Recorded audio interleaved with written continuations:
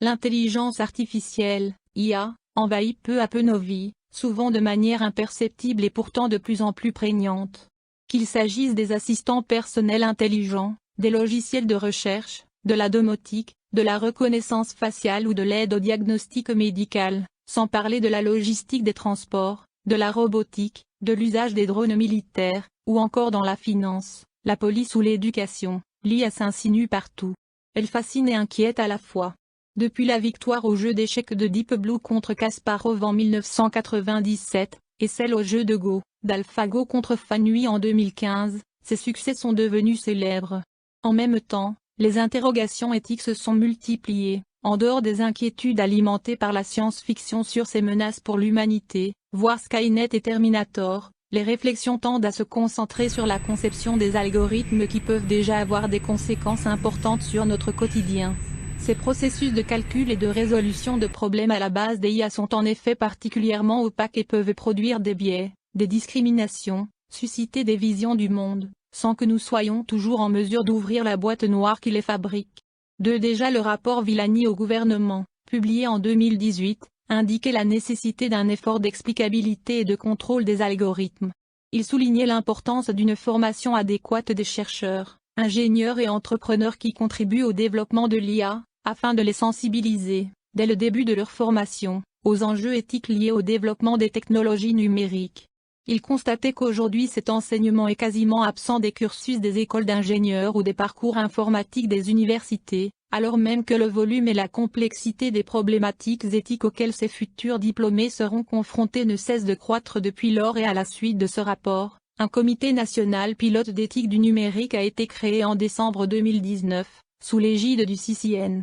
Si l'IA offre de multiples possibilités de développement économique, social ou éducatif, elle suscite des questions qui doivent être posées dès la conception de ces machines. De même, leur effet mérite d'être examiné sur l'emploi et l'organisation du travail, sur la protection des données personnelles, sur la responsabilité humaine dans les décisions vitales qui incluent des systèmes autonomes, police, armée, assurance, justice, transport, sur les risques d'accroissement des inégalités ou des discriminations, du fait des biais cognitifs dans les données recueillies à la base de leur fonctionnement. C'est un premier panorama de l'ensemble de ces questions que ce numéro de La Route veut offrir à ses lecteurs. Nous avons fait appel à celles et ceux qui sont parmi les meilleurs spécialistes de ces sujets, dont la dimension technique est indéniable, pour expliquer et analyser ces enjeux qui pour beaucoup restent obscurs. L'article d'Isabelle Linden nous donne une première approche pour comprendre ce qu'est une IA, sa technique, ses caractéristiques et examiner les questions qui se posent depuis le point de vue d'une spécialiste de l'informatique. De son côté, Pierre Jadier ouvre la boîte noire et analyse la fabrication des données qui servent à la formation des IA. Il en montre le risque de manipulation politico-sociale ainsi que celui du réductionnisme qui accompagne cette ingénierie sociale. Sur le sujet d'actualité de la conception et l'usage des véhicules autonomes, Jérôme Perrin étudie les dilemmes éthiques qui surgissent de la décision en face d'un risque d'accident et suggère à cet égard une éthique de responsabilité et de sollicitude. L'IA commençant à envahir l'activité industrielle, avec pour objectif idéal l'image d'une usine connectée et robotisée, Peter Varian effectue une étude de cas à partir d'une mine canadienne y fait apparaître les conséquences d'une robotisation des camions de transport sur l'emploi et l'organisation industrielle.